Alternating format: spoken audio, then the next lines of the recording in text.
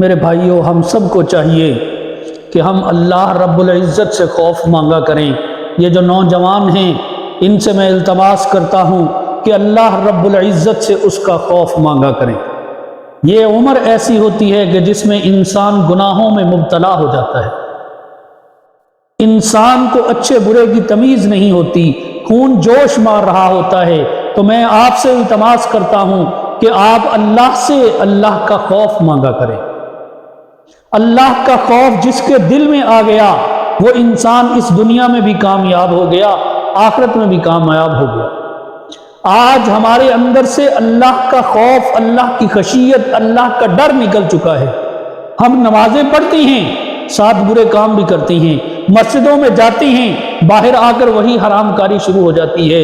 حرام کاری ہمارے اندر ہے، شراب نوشی ہمارے اندر ہے، جوا ہم کھیلتے ہیں، بدکاری ہم کرتے ہیں، بد نظری ہم کرتے ہیں، جھوٹ ہم بولتے ہیں، غیبت ہم کرتے ہیں، اور جو کمائی کرتے ہیں اس میں حلال اور حرام کی کوئی تمیز باقی نہیں رہ گئی، سب کچھ ختم ہو چکا ہے۔ یہ کس وجہ سے؟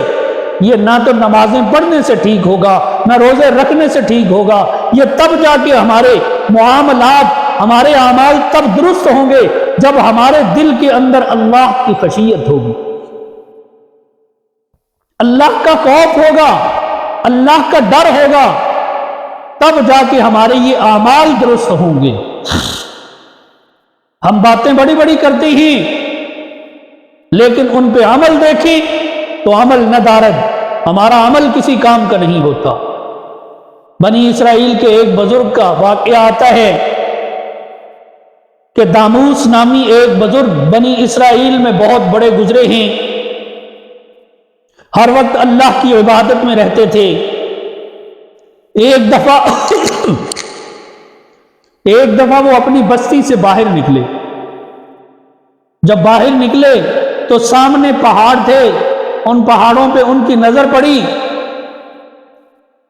تو کیا دیکھتے ہیں کہ سارے پہاڑ خشک ہیں، کوئی ان کے اوپر سبزہ نظر نہیں آتا۔ دل میں خیال آیا کہ کتنا ہی اچھا ہوتا اگر یہ سرسبز ہوتے، ان کے اوپر سبزہ لگا ہوتا، آبشاریں ہوتی، مرغزاریں ہوتی، کتنا خوبصورت منظر ہوتا۔ یہ وہ دل میں خیال کر رہے ہیں کہ انہیں الہام ہوا کہ اے داموس، اے انسان، کب سے تو میری بندگی چھوڑ کر میرا مشیر بن گیا ہے؟ تو نے میری بندگی چھوڑ دی، اب تو مجھے مشورے دینے لگ گیا ہے، اب میری قدرت کے اندر تو نقص نکالنے لگ گیا ہے۔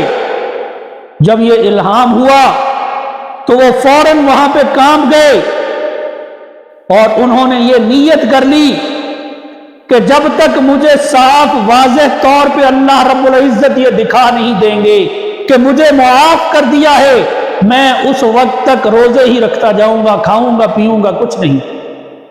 یہ اللہ والوں کے ساتھ ہوتا ہے۔ اللہ والے جو اللہ کے زیادہ قریب ہو جاتے ہیں وہ پھر اپنے آپ کو اسی طرح سزا دیا کرتے ہیں، اور یہ رکھنا کوئی ناجائز کام نہیں ہے۔ جیسے ہم لوگ کر لیتے ہیں کہ یہ کام ایسے ہو گیا تو میں یہ کروں گا، یہ ایسے ہو گیا تو میں یہ کروں گا، میں اتنے روزے رکھ لوں گا، میں اتنے نفل پڑھ لوں گا۔ ایسے ہی انہوں نے اپنے اوپر کیا کہ جب تک مجھے واضح اشارہ اللہ کی طرف سے نہیں ہوگا میں اس وقت تک روزے ہی رکھتا جاؤں گا۔ چنانچہ 2-4 دن گزرے، ہفتہ گزرا تو وہ اپنی بستی سے باہر ساتھ والی بستی میں گئے۔ وہاں جا کے کیا دیکھتے ہیں؟ چہل پہل ہے، کسی نے دعوت رکھی ہوئی ہے، لوگوں نے دیکھا کہ داموس بزرگ آ گئے ہیں، انہوں نے راستہ بنایا، ان کو بٹھایا، لوگ اکٹھے ہو گئے، ان کے پاس بیٹھ گئے، کھانے کا وقت ہوا، ان سے کہتے ہیں کہ حضرت آپ کھانا کھائیں، تو وہ کہتے ہیں کہ میں نہیں کھاؤں گا۔ لوگوں نے بڑا اصرار کیا لیکن انہوں نے کہا کہ نہیں بھائی میں نے کھانا نہیں کھانا۔ وہ ایک کوئی قریبی آدمی تھا، اس نے زیادہ ہی زور دے دیا کہ حضرت کس وجہ سے نہیں کھانا چاہتے، آپ ہمیں بتائیں کیا وجہ ہے، کیوں نہیں کھانا چاہتے؟ تو وہ داموس رحمت اللہ علیہ جو تھے انہوں نے سارا واقعہ بیان کر دیا۔ وہ آدمی اتنا جلد باز، اتنا ہوشیار اور چالاک بنا کہ وہ کہتا ہے کہ بس اتنی سی بات جس پہ آپ اپنے آپ کو اتنی بڑی سزا دے رہے ہیں، آپ کی اتنی سی بات اتنا گناہ ہو گیا جس کو آپ نے اتنا بڑا گناہ بنا دیا ہے، اور جی آپ کھانا کھائیں، اس کا جو عذاب ہوگا ہم ساری بستی والے مل کے اٹھا لیں گے۔ جب اس آدمی نے یہ الفاظ کہے، اللہ رب العزت نے فوراً داموس کے دل میں یہ الہام کیا کہ اے میرے پیارے بندے، فوراً اس بستی سے نکل جاؤ۔ تو وہ داموس بزرگ فوراً اس بستی سے نکلے۔ جیسے ہی وہ اس بستی سے باہر نکلتے ہیں، اللہ رب العزت نے اس بستی کے اوپر اپنا عذاب نازل کیا اور وہ بستی خش و خاشاک ہو گئی، وہ بستی دنیا ہستی سے مٹ گئی۔ تو میرے محترم دوستو، اللہ کے سامنے بڑے بول بولنا یہ اللہ کو پسند نہیں ہے۔ اس سے تو ڈرتے رہنا چاہیے، اس سے تو معافی مانگتے رہنا چاہیے، اس سے تو اس کی رحمت کا سوال کرتے رہنا چاہیے۔ دنیا کی کوئی پولیس، دنیا کا کوئی ادارہ، دنیا کا کوئی آدمی انسان کو گناہ کرنے سے نہیں روک سکتا۔ آپ کو سزا دے دے گا، آپ کو کچھ اور کر دے گا، لیکن گناہ سے انسان کو نہیں کوئی روک سکتا۔ گناہ سے انسان تب ہی رکتا ہے جب اس کے دل کے اندر اللہ کا خوف آ جاتا ہے۔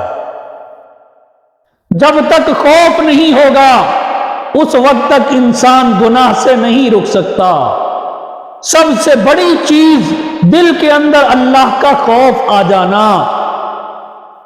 وہ ایک بزرگ کا واقعہ آتا ہے کہ ایک شخص ان کے پاس حاضر ہوا اور حاضر ہو کر ان سے کہتا ہے کہ حضرت جی، میں بازار میں کام کرتا ہوں، کپڑے کی دکان پہ۔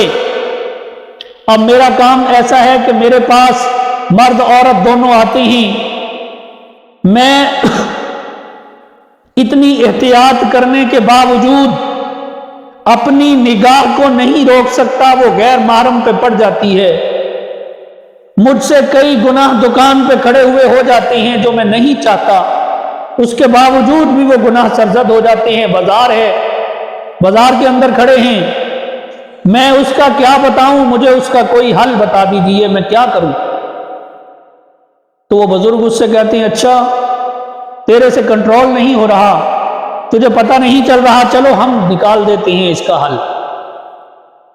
اس کے حل ہیں۔ اس نے کہا کیسے بزرگ رک جاتی ہیں، کیسے اس کے حل کوئی نہیں روک سکتا؟ کہتے ہیں اس کے حل ہیں، میں روک دیتا ہوں۔ بزرگ فرماتی، انہوں نے کہا مگر تمہیں ایک بات ماننی پڑے گی۔ کہتے ہیں جی کیا؟ وہ کہتی ہیں کہ فلاں جگہ پہ میرا ایک دوست بیٹھا ہوا ہے، یہ بازار کی اس طرف، تو میں تمہیں ایک دودھ کا پیالہ دیتا ہوں، تو نے یہ دودھ کا پیالہ میرے اس دوست کو دے کے آنا ہے، پھر دیکھتے ہیں کہ کیا ہوتا ہے تیرا۔ لیکن شرط یہ ہے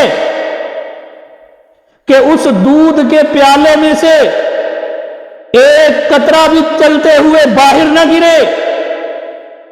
میں تیرے ساتھ اپنا آدمی بھیجوں گا، اگر اس کی چھلک سے ایک قطرہ بھی باہر گر گیا تو بھرے بازار میں وہ تجھے جوتے لگائے گا۔ اس نے کہا ٹھیک ہے حضرت، کیونکہ جو آدمی اندر سے نیت کر کے آیا ہوتا ہے کہ میں نے اس گناہ سے بچنا ہے، پھر وہ ہر سزا کے لیے تیار ہو جاتا ہے۔ چنانچہ انہوں نے پیالہ بھرا ہوا، لبریز بھرا ہوا پیالہ دودھ کا منگوایا اور اسے دیا، اسے کہا کہ یہ پکڑو ہاتھ میں، اور یہ بازار کی دوسری طرف میرا دوست ہے، اس کو جا کے پہنچا کے آؤ فلاں آدمی کو۔ چنانچہ اس نے دودھ پکڑا، وہ چلنا شروع ہو گیا۔ ساتھ انہوں نے جس آدمی کو بھیجا بڑا لہیم و شہیم آدمی تھا، وہ اس کے پیچھے پیچھے چلنے لگ گیا۔ اب وہ چلتا ہوا جا رہا ہے، اس نے بازار کراس کر لیا، اس آدمی کے پاس پہنچا، اس کو جا کے دودھ دیا اور واپس اس شیخ کے پاس آ گیا، بزرگ کے پاس آ گیا۔ آ کے کہتا ہے حضرت جی میں وہ دودھ کا پیالہ اس کو دے کے آیا ہوں۔ آپ نے اس سے فرمایا کہ بتاؤ بازار کے اندر کیا ہو رہا تھا؟ کہتا میں نے تو دیکھا ہی نہیں کہ بازار میں کیا ہے کیا نہیں ہے، میری نظر تو اس دودھ کے پیالے کے اوپر تھی کہ کہیں اس میں سے کوئی قطرہ نہ گر جائے، اگر کوئی ایک قطرہ باہر گر گیا تو سب لوگوں کے سامنے مجھے جوتے پڑیں گے اور میری بے عزتی ہوگی بھرے بازار میں۔ تو وہ فرماتے ہیں کہ اللہ والوں کا یہی حال ہوتا ہے، وہ تو یہی ہر وقت سوچتے ہیں کس طرح ہم اپنے ایمان کو بچا لیں۔ اگر آج اپنے ایمان کو نہ بچایا تو کل پوری دنیا کے سامنے قیامت والے دن تمہاری بے عزتی ہوگی۔ وہ تو اپنے ایمان کو بچاتے رہتی ہیں، ان کو کیا خبر کہ دنیا میں کیا ہو رہا ہے کیا نہیں ہو رہا۔ تو میرے محترم دوستو، اپنے ایمان کو بچائیں، اپنے ایمان کی فکر کریں۔ جو آدمی اپنا ایمان بچانے میں کامیاب ہو گیا وہ آدمی آخرت میں بھی کامیاب ہو گیا۔ حضرت عبداللہ ابن عمر رضی اللہ تعالی عنہ ایک دن جنگل میں بیٹھے ہیں، ایک چرواہا وہاں پہ چلتا ہوا آ پہنچا، آپ کھانا کھانے لگے، وہ پاس سے گزرا تو آپ نے اسے کہا آؤ بھائی ہمارے ساتھ بیٹھو، ہمارے ساتھ کھانا کھاؤ۔ تو وہ چرواہا حضرت عبداللہ ابن عمر رضی اللہ تعالی عنہ کو جواب دیتا ہے کہ انا صائم، میں روزے سے ہوں۔ آپ حیران ہو گئے کہ یہ بکریاں چرانے والا، سارا دن چلنے پھرنے والا، سارا دن دھوپ پہ چلنے والا، یہ کہہ رہا ہے کہ میں روزے سے ہوں۔ یہ کیسے اس طرح روزہ رکھ لیا اس نے کہ جس کا کام ہی سارا دن چلنا ہے، دھوپ کے اوپر بکریاں چرانا ہے؟ آپ نے فرمایا کہ چلو اسے آزماتے ہیں۔ اپنے دوستوں سے کہا کہ اسے آزماتے ہیں۔ اب اس کو کہتے ہیں کہ ایسا کرو، یہ جو تیرے پاس بکریاں ہیں ان میں سے ایک بکری ہمیں دے دو، اس کو ذبح کرتے ہیں، اس کو پکاتے ہیں، بھونتے ہیں، تم بھی کھانا ہم بھی کھائیں گے۔ وہ کہنے لگا کہ یہ بکری تو مالک کی ہے، میری نہیں ہے۔ تو آپ نے فرمایا کہ مالک کون سے تیرے ساتھ ہے، اسے کوئی بہانہ لگا دینا، چوری ہو گئی یا بھیڑیا کھا گیا، کچھ بھی ہو گیا۔ اس آدمی نے جب یہ الفاظ سنے ان کی زبان سے تو وہ کہنے لگا فَأَيْنَ اللَّهُ، کہ میرا مالک تو نہیں ہے مگر اللہ کہاں ہے؟ میرے مالک کا مالک تو دیکھ رہا ہے، میں کیسے یہ کام کر سکتا ہوں؟ تو میرے محترم دوستو، صحابہ کے دل کے اندر ایمان ایسے راسخ تھا، ایسے گندا ہوا ایمان تھا صحابہ کے دل میں۔ اسی لیے تو اللہ نے قرآن میں فرمایا وَزَيَّنَ فِي قُلُوبِهِمُ الْإِيمَانِ، کہ میں نے ایمان کو ان کے دل کے اندر مزین کر کے رکھ دیا ہے۔ تو جو آدمی گناہوں سے بچ جاتا ہے، اللہ کی مان کر چلتا ہے، وہ کامیاب و کامران ہو جاتا ہے۔ حضرت مجدد الفسانی رحمت اللہ علیہ فرماتے ہیں کہ اس امت میں ایسے ایسے بزرگ، ایسی ایسی ہستیاں گزری ہیں کہ فرشتوں کو 40 سال تک ان کے گناہ لکھنے کا موقع ہی نہیں ملا۔ وہ مکروہات شرعیہ ان کے لیے مکروہات طبعیہ بن گئی تھی۔ انہوں نے اتنی اللہ کی عبادت کی، اللہ کے حکموں کو مان کر چلے کہ ان کی پوری زندگی اللہ رب العزت کے احکام کے مطابق ہو گئی، حضور صلی اللہ علیہ وسلم کی سنتوں کے مطابق ہو گئی۔ اسی لیے تو اللہ کے نبی صلی اللہ علیہ وسلم نے ہمیں یہ تعلیم دی کہ اللہ سے اس کا خوف مانگیں، اور خوف کیسے مانگنا ہے یہ بھی اللہ کے نبی صلی اللہ علیہ وسلم نے بتلا دیا۔ آپ نے دعا فرمائی کیا؟ اللہم انی اسألک من خشیتک ما تحول بہ بینی و بین معصیتی، اے اللہ میں آپ سے ایسی خشیت، ایسا خوف مانگتا ہوں جو میرے اور میرے گناہوں کے درمیان آڑ بن جائے۔